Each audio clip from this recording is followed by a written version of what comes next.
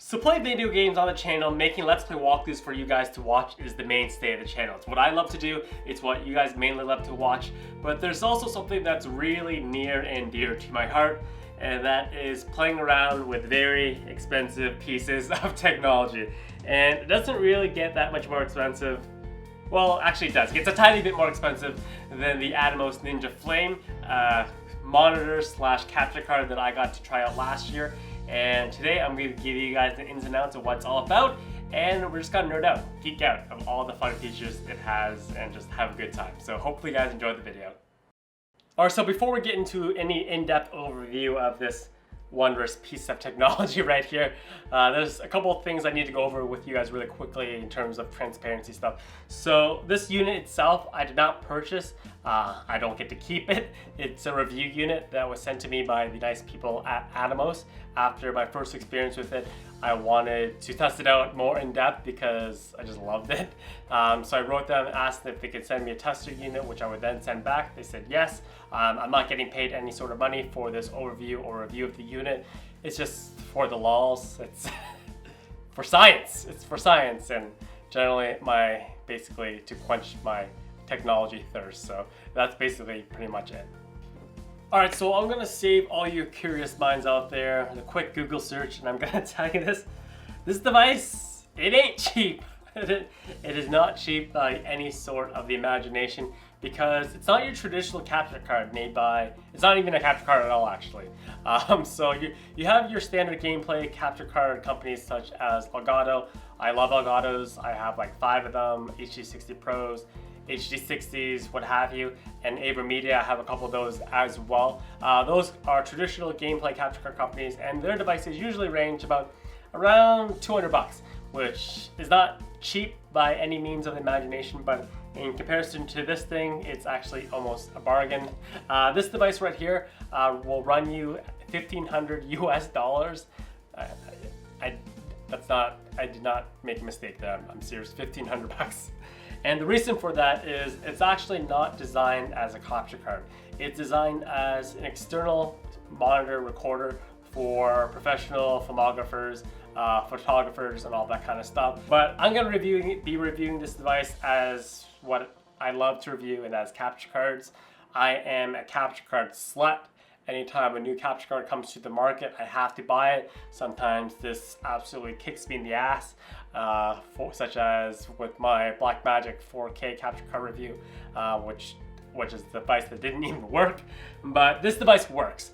But before we get into that, there's a couple things. Well, there's one main thing that I wanted to talk to you guys about, and that main thing is that I buggered up. I screwed up.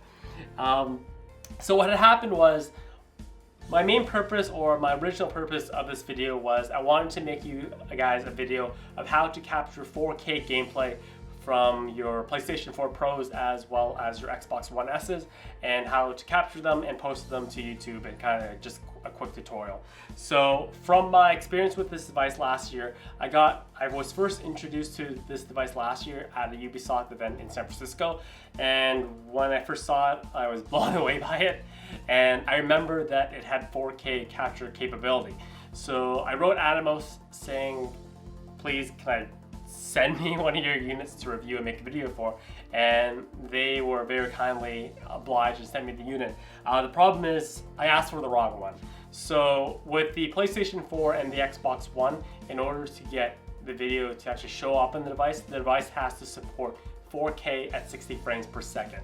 And this device does not. Even though this is not a cheap device at $1,500, Atomos' flagship device, the Atomos Shogun Inferno, will cost you about $500 or $600 more. That is their absolute top of the line, top tier device, 4K, 60 frames per second, and that does work with the PlayStation 4 Pro. I know for a fact because they actually had I just recently read the patch notes for the device, and the device now supports PlayStation 4 Pro. So even though I would never buy this device, I'm gonna tell you why I absolutely love and adore it. I personally cannot justify spending $1,500 on a capture card because I have so many of them already and I have a very expensive editing laptop. But I'm gonna tell you why I absolutely love this device. And the main reason why I like it, it's two devices in one. It's a capture card and it's basically your laptop. So when you go to events, sometimes you have to bring your own capture card. And for me, there are devices out there that you can record without having an external monitor hooked up. A prime example of this would be the AverMedia Live Gamer Portable, which is the device that I have. It records PC free directly to an SD card. But what I hate about that is I'm an OCD person, and when I'm recording gameplay, I need to see the gameplay playing in the background and making sure that everything is very fluid, there's no latency, you have peak audio waves are good and all that kind of stuff. With a device that does not have, without a laptop or a device that does not have an external monitor, it just bugs me. And I've heard horror stories. There's nothing worse than having a company, a video game publisher fly you out to an event, pay for your hotel, pay for your flight. You record your software or you record the gameplay, you bring your footage home to find out that the footage is corrupted. It's personally never happened to me because I'm usually fairly careful, but I have heard it happen to a bunch of other people, and it's just, I can only imagine how embarrassing that would be to make that or write that email to say my footage doesn't look correct, it didn't work. So for me, I always need to see the gameplay playing in the background, otherwise it's just a nightmare. So this is where this device comes in. So when you go to an event, and you have to hook up your laptop, you have to hook up your capture card. Sometimes there's not enough desk space. Sometimes there's not enough power outlets, power outlets that are accessible. With this, the problem is just solved so beautiful. You have your monitor. The monitor is a beautiful monitor. It's 9 inches. It runs at 1980 by 1200. Even though this device can capture 4K at 30 frames per second, it can't display it, which wouldn't really make that much sense anyways, because displaying 4K on a screen this size would be stupid. It wouldn't make any sense at all.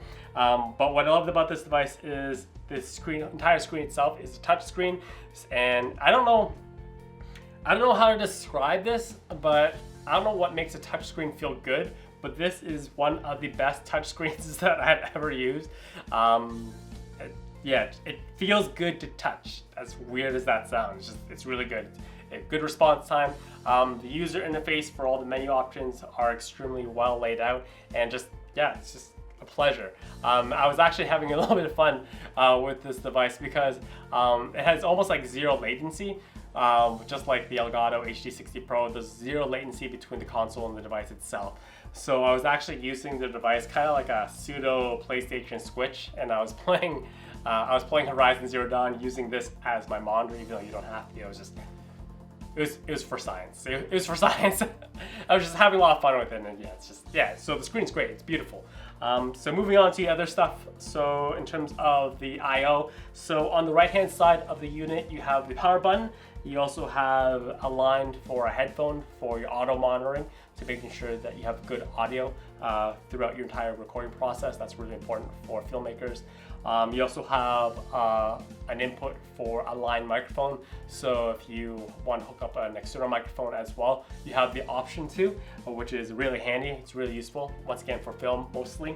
On the left-hand side of the device, you have some I/O that, if you are at all familiar with any capture cards or traditional capture cards, you should know you have your input and output for your video. So in this case, you would hook up your PlayStation 4 to the input, and then you would, if you didn't want to do what I did and play on the screen, hook up the external output to a TV or a monitor, and you play it on a much larger screen that would probably take advantage of the 4K.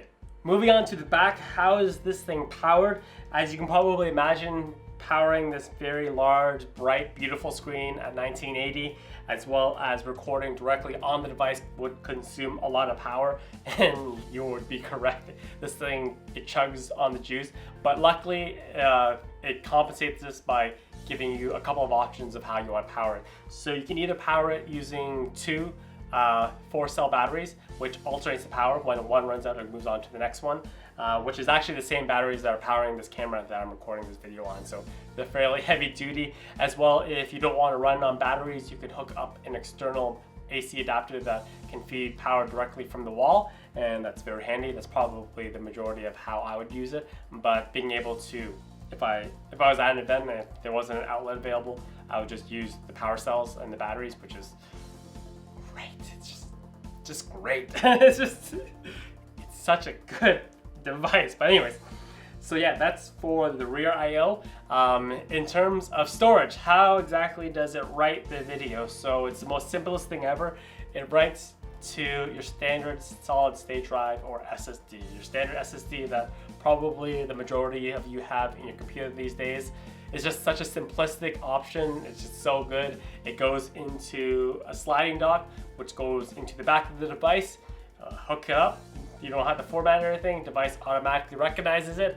You hit that record button on the monitor. You're good to go. When you're done recording, you slide the sled out of the back of the unit, hook up the SSD to another sled that is once again included, and yeah, hooks up via USB 3.0, and you transfer it to your computer and use the footage. It's so easy. It's so crazy. If it just wasn't so expensive, I would buy one, but I love it.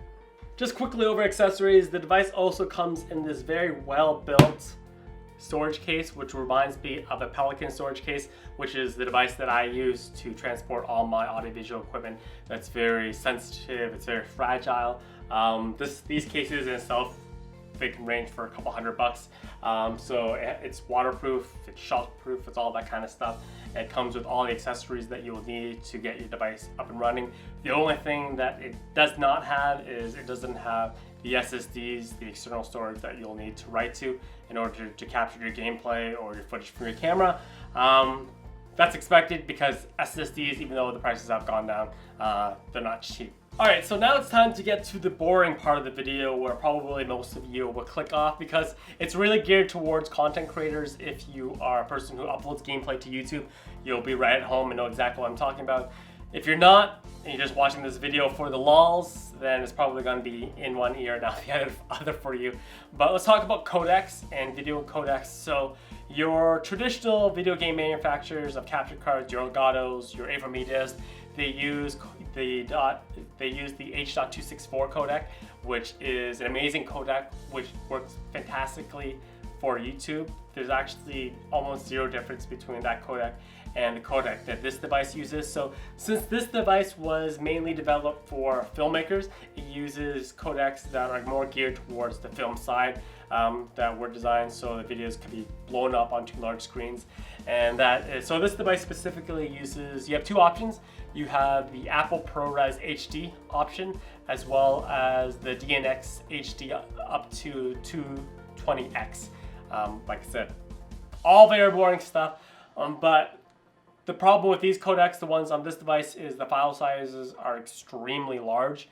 To give you guys a comparison, a 15-minute video of captured directly from a PlayStation 4 is 40 gigabytes worth of size, in comparison to the exact same captured gameplay from the Elgato, which was about 2 gigabytes. So that's a ton of storage. Storage is expensive. It's very expensive.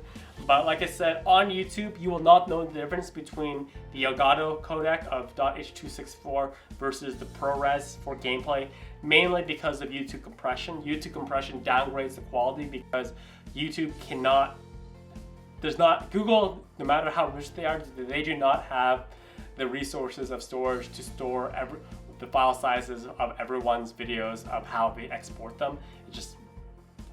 There's not enough storage in the world for that, so they compress it and make it kind of presentable. I say it all the time, anything that I see when I'm playing, you can probably knock out 30% more of YouTube compression to kind of lower the quality, and that's basically what you get on YouTube. But like I said, H.264 is perfect for YouTube.